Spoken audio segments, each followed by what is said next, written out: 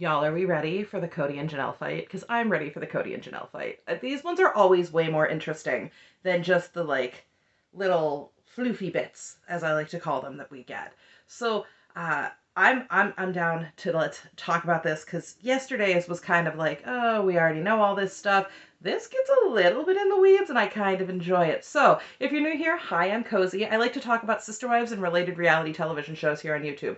I do like to remind you my videos are for entertainment purposes only. These are not facts. They're just my opinions about public figures sharing their lives on television. So if we're good, we're good. All right.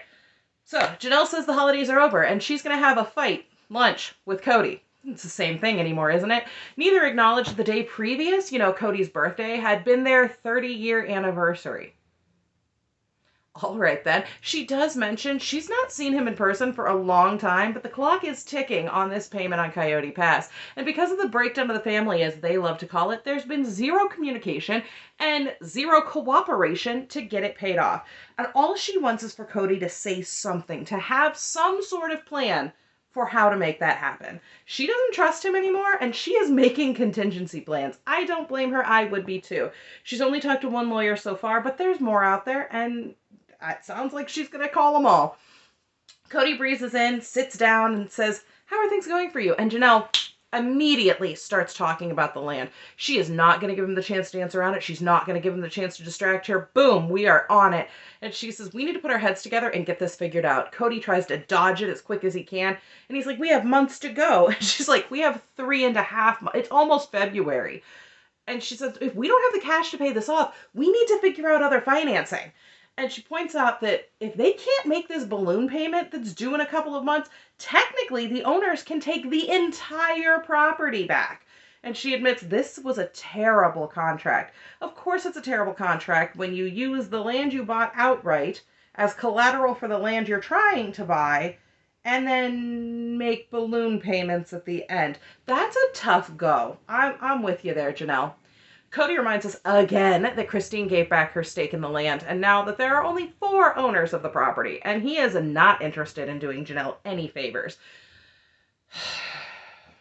Really? So Janelle flat out asks, will you buy me out? Are you interested in buying me out? And he dodges it again. Well, wait a second. And then there's this long pause, and it looks like to me that he is scrambling to find literally any words to say. And finally he goes with, you jump to the end. What about us? What about you living on the property? What about you and me? What? For the millionth time, Janelle makes it very clear that her position is, we don't even exist in the same universe anymore. And she clarifies to him that, yes, I think you're awesome. And yeah, when we speak, you still have that little hook in me. But she has been so happy. She does not foresee a long-term thing for the two of them. And she doesn't even know who he is anymore because he hasn't been in her home for nearly 2 years. Please do not bark at that garbage truck. Sorry. Kody, for his part, looks shocked and angry, and he says they haven't really talked about their relationship. But they have, and we've seen some of it. Janelle's like, we've had conversations about it. And he says, that's not really having a conversation about our relationship. Then what was it? Am I hallucinating? Did they not go to the same restaurant and have basically the same conversation that everyone has there? Just out of curiosity. I keep almost accidentally calling it the name of a local Mexican restaurant here, but I know that that's probably not a common name, and I don't want to do that. So I don't know how she can sit there and not explode, because this woman has the patience of a saint, but she gives us all these emotions when she says they've had so many conversations where she said she's done, they're not compatible, and he agreed. And she just thinks this is a diversionary tactic. She's not wrong, because it must be, because he instantly drags up his issues with Christine and Meri. What?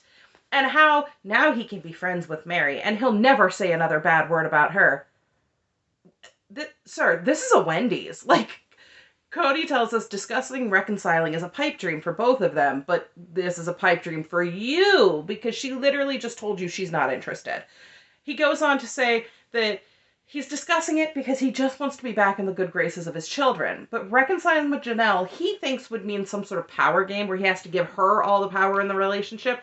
And while he does think that might be fair because he's had it for so long, he's not down for that. And calls this a fake discussion between the two of them.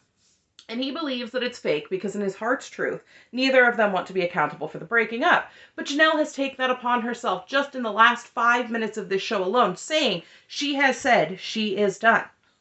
She thinks he just wants a wife that acts differently than she does, so it's over. She's not looking for some big finality moment the way the other women have. And she tells him, "You complain about my independence all the time. And I complain about your selfishness and self-absorbed." And then she starts laughing. That's a good call out, Janelle. He is a little selfish and self-absorbed, but we all can be. And he says, just through these divorces, do you think I've always been that way? And to her credit, she says, maybe you've always been that way. And he looks very displeased at this because I think he honestly thought he was going to get away with just saying it's only been in the last couple of years. And she continues saying there's this big question about the kids and tells him flat out the kids talk about the dad they grew up with versus who he is now. And that's got to hurt to hear. I know it would hurt to hear like my kids say that, honest to goodness, at least in a negative way. Kody blames the kids and says they shut him out and it's based on recency bias and COVID, and it's not. Janelle points out relationships have ebbs and flows, but he was always a good dad through all of that. But now she just can't reconcile that he has no relationship with her children. So no, it's not happening. She is always going to choose her kids. But she's honest with him that she's felt for a long time his life had centered completely around Robyn and Robyn's house. And he's arguing with her the last 2 years, Robyn has just been this safe space. And she's like, no. Because she literally just said to you, she's felt this way always. Implying that since you've married Robyn, the feeling has been that you are very focused on her home. So the timeline just doesn't fit. And she corrects him and says, listen, it's been longer than that I felt that I wasn't as important. And so then Robyn jumps in to defend herself, saying that anytime Kody makes a choice that other people don't like, she gets the blame. She's like, there's this new, and I put it in air quotes, new concept that she's got Kody wrapped around her little finger and she's doing evil spells on him. That's an exaggeration for sure. I really doubt no one thinks you're a spellcaster, honey. You didn't even buy that DLC for The Sims. Like, let's be serious. But she says, if you know Kody Brown, he's not to be controlled, which is not the same as I can't control him. That sounds more like I've been told I'm not allowed to. It's very different. Janelle brings up that his life is very much centered around the little kids, and he agrees it always was. And he says, well, you don't have little kids, so does that mean that generation gap is too big to bridge between you and Robyn? And I get what he thinks he's saying, but the reality is the gap isn't a generation gap. It's the gap between the involvement in Robyn's life and Janelle's life. And so this actually has very little to do with Robyn as a person and more as Robyn as a concept. And so I'm interpreting this sort of basically as Kody saying, if you could just be friends with Robyn, and just not recognizing that the problem is truly the lack of interest in Janelle now that there's an empty nest. And Janelle tells him flat out she doesn't find that she has much in common with Robyn.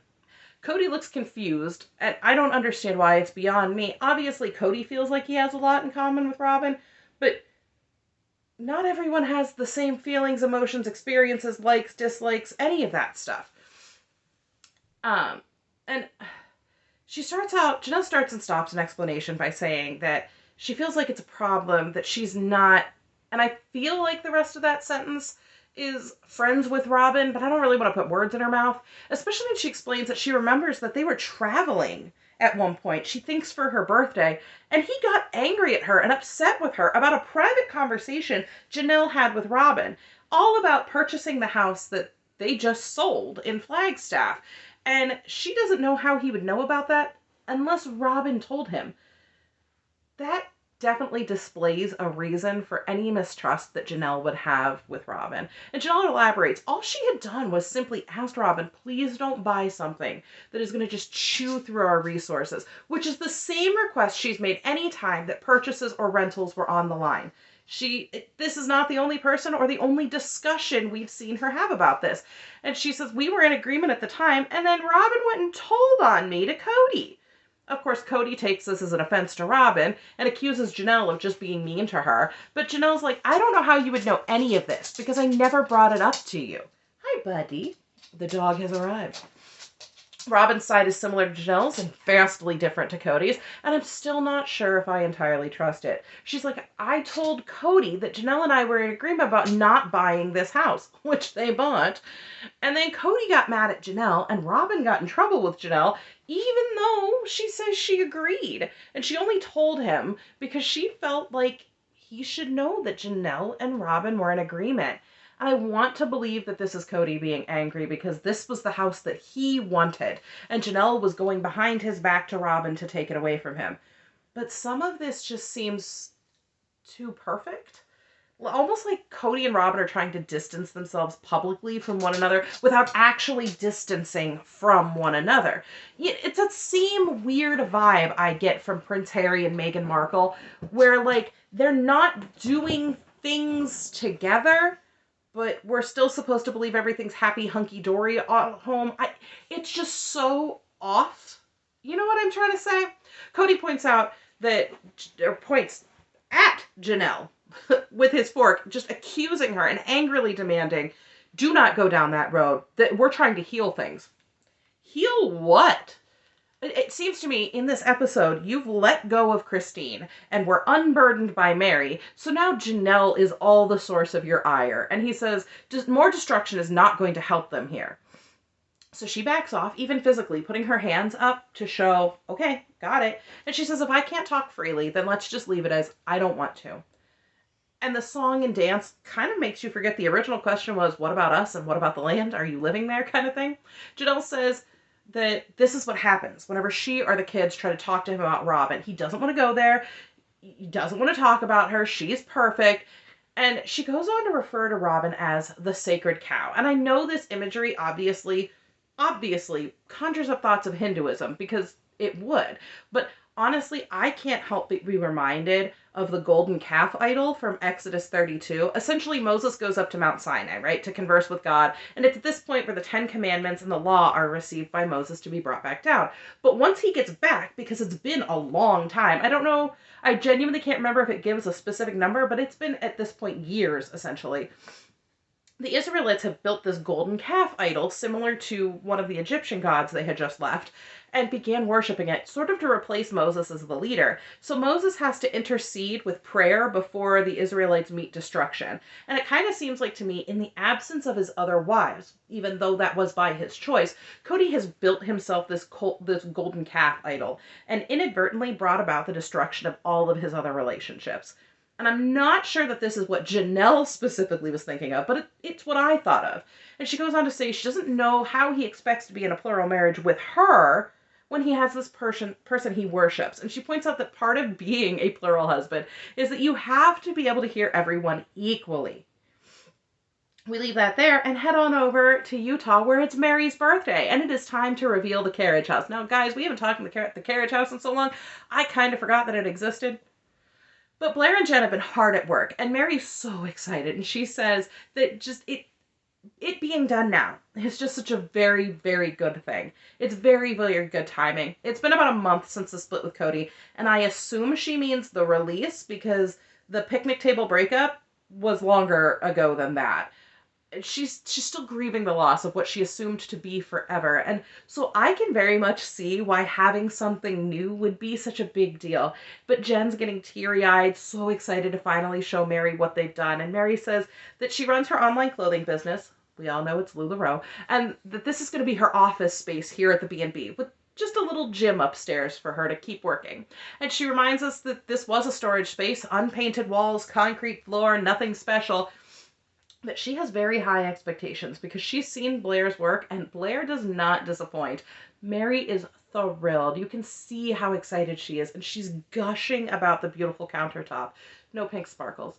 And Jen points out that there's a very special touch, and she's pointing up, and the camera pans up to this handmade bear on a shelf. A Bonnie bear. if you will.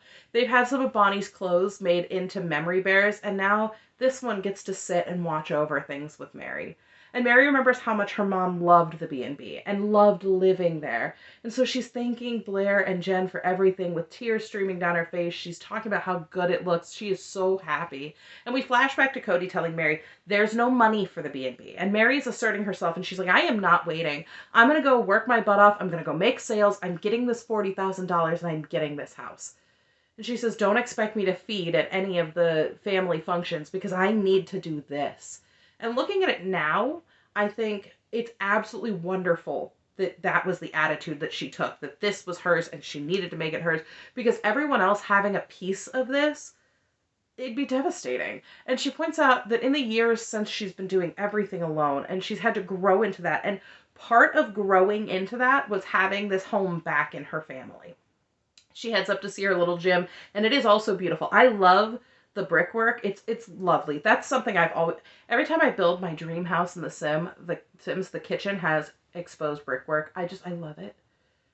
And when I am building a home that doesn't have exposed brick in the kitchen, I get sad. I'm not gonna lie.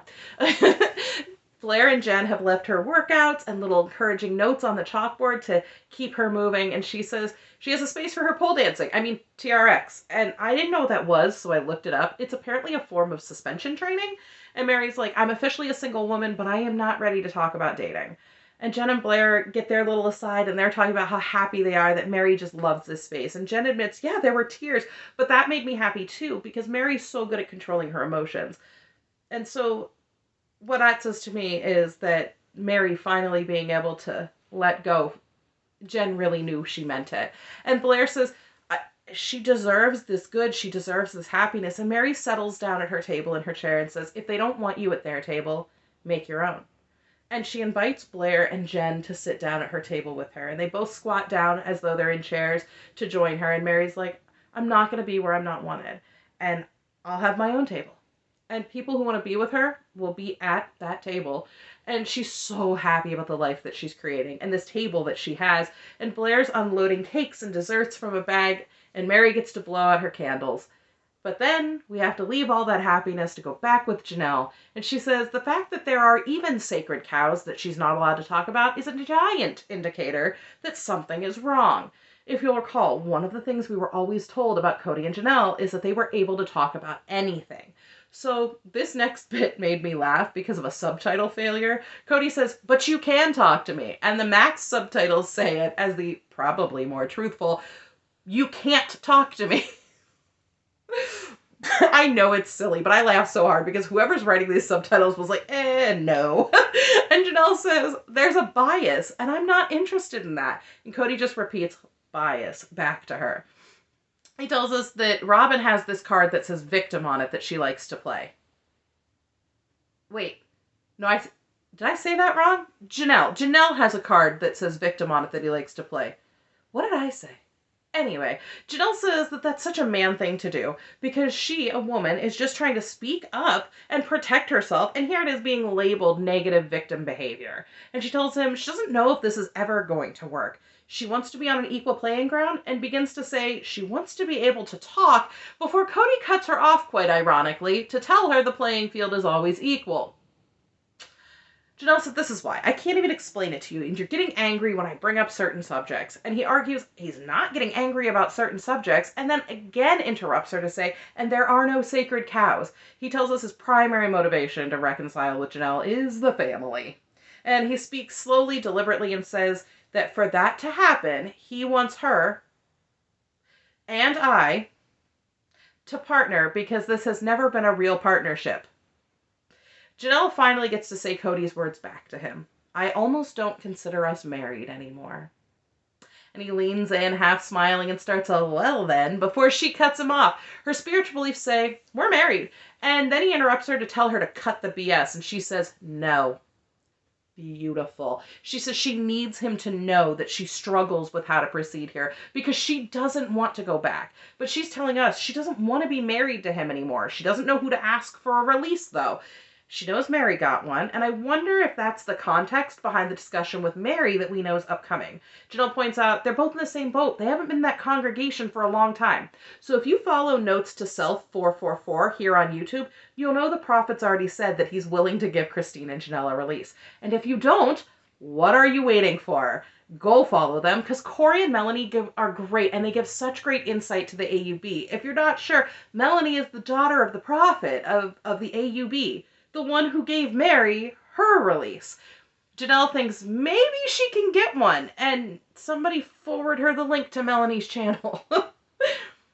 Kody suddenly flips the script and says, maybe he just doesn't want another failure, but he keeps thinking they can make this work. And bro, that is not a reason to stay married.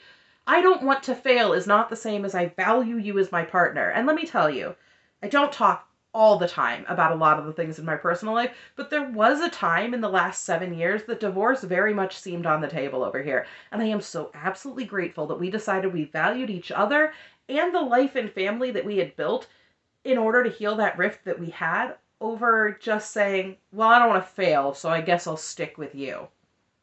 That's not even... whatever. Kody wants to avoid this social stigma and make Janelle another Meri, in my opinion. Somebody that he can put in the barn dominium with all the junk he doesn't want. Janelle's stunned and honest when she says, I think you and I would have to be different people. And that sigh he gives seems somewhere between realization, defeat, relief. I'm not exactly sure. On the couch, Janelle shares that Kody keeps bringing up this idea of getting back together, but she doesn't think it's driven by any real emotion, because if they were truly heartbroken, you would see more distress and more effort from both sides. She's pretty sure it's just driven by ego, because the culture they come from says he's a failure for having lost all marriages but the one. And he asks her, what do you really want to do? Do you want to build there? Do you want me to buy you out? And she says, probably the money. But if she gets the land, she'll build out there. Just build a house on the 4 acres and just completely forget the casita. He says, if you do that, you're going to be calling me every week. And she says, yep, that's a big part of it. And I can't do that independently. And he asks, does she want to try a love affair again? Kody, seriously? And he's got these narrowed eyes, and she just laughs. Like, just laughs. And he continues saying, well, that property shouldn't be a motivation there. That's not fair. No, really? No, the property is not... oh, gosh. The property is not a reason to stay together. Oh, my. Janelle just wants her autonomy. On the couch, Kody says that if Janelle builds in Coyote Pass, then he and Rob are going to go, well... the ex-wife's out there. Why would we build on Coyote Pass? But he thinks it would set him free if she would just build there so he can leave the area. That didn't happen either. So much for this old attitude of, if you want to leave, I'll buy you the house next door and give you more money. Janelle says that if he buys her out, then she's going to where Maddie is, or she has other options. And she's continued to think about moving closer to the grandkids.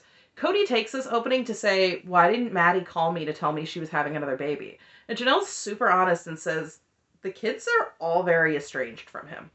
On the couch, she says Maddie's spoken with her about the fact that Kody's not been out to see the grandkids since Evie was born, which has been over 3 years. And Maddie's like, why would I tell him? He hasn't shown that much interest in the other two. That's a great point. What difference does it really feel like it would make? Kody pretends he doesn't get it when he says the kids talk like that he's done something evil to them. And he feels like he's missing something. And yes, what you're missing is being a part of their lives and valuing anything about them, I think. And Janelle says there are a lot of nuances and she cannot be in the middle. So he's concluding jealousy and gossip. Because what you're hoping for is some gossip from Janelle, but she's not going to give it to him and says, no, there's a lot more to it. Voiceover Kody says that he was a hero for 25 years for his kids, and now he's just not. And he doesn't know the answer to this. He just knows it's been a hard process and he's moving forward with a lot of disappointment and failure. And he's hoping to patch up some of the heartbreak. You can't do that until you can very clearly and meaningfully say, I'm sorry. Janelle tells Kody she did call the lawyer he talked to years previous. I'm assuming that same lawyer that he spoke to in season I don't know what, and said that he was told that instead of building out there, they should build rental properties. That's what I'm thinking. But he's really the only real estate guy in town, and we get with a pained look from Kody. And Janelle pushes forward and says, the lawyer is going to need to meet with both of us because he's spoken with you before, but it's just a fact-finding mission. What can we do? What are the constraints? Just have him look over the contract. Couch Kody says that that he thinks Janelle would do anything to screw him because she's afraid he's going to screw her. Based on what evidence? Like, honest to goodness, this woman truly has done everything that she can to try and keep it all together from what we've seen. Janelle was always the most careful, always downsized her home, downsized her life to fit in with everybody else. So where's the evidence? He says he's bitter and doesn't care. That's nice. As they stand to leave, Janelle says, they have to head off this 9-alarm fire, presumably paying off the land, and Kody agrees to talk to the lawyer after they have more information, except the whole point to talking to the lawyer was to get the information that Kody is trying to hold them up on. Diversionary tactics, folks. Couch Janelle says, again, there is not a definite plan, and Kody responds with, I have made an effort for you for years, and what did you give me? You betrayed me. He accuses her angrily of teaming up with Christine when Christine left and giving Christine all the time, attention, and empathy. He angrily says, you do what you're going to do, and I'll do what I'm going to do. They hug goodbye, and he tells her, hey, tell Savannah I love her, which he could easily do by picking up the phone. And we end with Janelle saying, maybe it is time for her to lawyer up. And what I want to know is, what is it that Kody knows about the land that makes him want to unload Coyote Pass so badly? He tells Robyn he wants to sell it. He says that if Janelle would just build there, then he would be unburdened of it and could just leave. What is it about this land? I feel like there's like some sort of old curse where Kody is just stuck with it forever and cannot be rid of it, but I have no idea. Give me your thoughts and opinions on it, because it does feel like he's doing everything he can to kind of just unload it and make it somebody else's problem. I don't know if he views this as the source of all of his problems or what the story is, but the source of all of Kody's problems is, well, Kody, in my opinion. So we'll see what happens there. Guys, this episode was kind of interesting, but I'm actually really excited to delve a little bit into Meri and Janelle's conversation, because from the preview, Meri seems a little aloof, and Janelle seems very honest. So I'm interested to see how that really plays out, what the editing looks like, because I'm not sure if it's exactly like that. It's a reality television show. You never know what you're going to get. As for simple my side of things, I did try out my orange cheesecake with the cranberry sauce. Oh my gosh. I am so excited to make it again next week for our church dinner. But I think it needs a little more orange zest. Honestly, if I'm being a little honest, I think it just wasn't quite enough. Of course, when you're sort of making this up on the fly, you figure it out. And that's what we're going to do. But homemade cranberry sauce. Y'all, if you have not made homemade cranberry sauce, let me tell you right now, go to wherever. Our Aldi has bags of cranberries for like 99 cents. Go get yourself some cranberries. All you need are your cranberries, white and brown sugar, some orange juice, and some patience. It's fantastic. It's fantastic. I love it. I love everything about it. I'm so excited about it. Frankly, I almost bought... Oh, I had a turkey sandwich today, and I could have put that on there. Dang it. Well, anyway, y'all, make some cranberry sauce at home. If you don't like the canned stuff, I can tell you, it is so much better homemade. If you have the time, try it. If you don't, just take my word for it. Other than that, I don't have anything else for you guys. It's only a couple days till the next episode, and then we'll be back here all over again to talk about whatever wild, wacky things happen on this show. But until then, I can't wait to see you. Bye.